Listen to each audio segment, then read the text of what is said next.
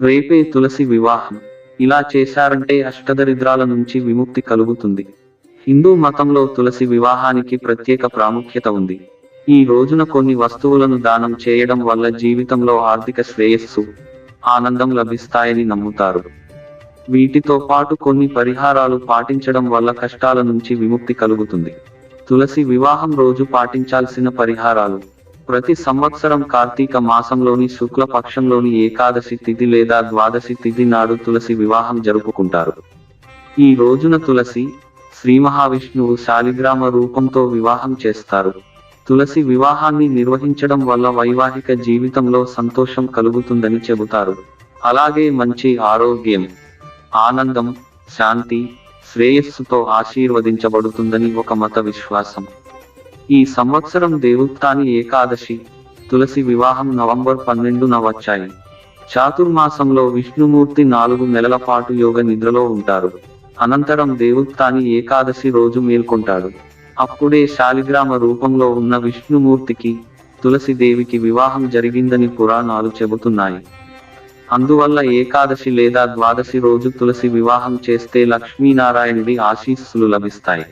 దేవుత్తాని ఏకాదశి రోజున ఆచారాల ప్రకారం తులసి వివాహాన్ని నిర్వహించడంతో పాటు కొన్ని ప్రత్యేక చర్యలు పవిత్రమైనవిగా భావిస్తారు. తులసి వివాహం రోజున ఏం చేయాలి, ఎలాంటి వస్తువులు దానం చేయాలి అనే విషయాల గురించి తెలుసుకుందాం. తులసి వివాహం రోజున ఈ 7 పనులు చేయండి. తులసి వివాహం రోజున తులసి ఆకును శుభ్రమైన ఎర్రటి గుడ్డలో కట్టి భద్రంగా ఉంచాలి. ఈ పరిహారం ఆర్థిక సమస్యలను పరిష్కరిస్తుందని, డబ్బుకు లోటు ఉండదని నమ్ముతారు.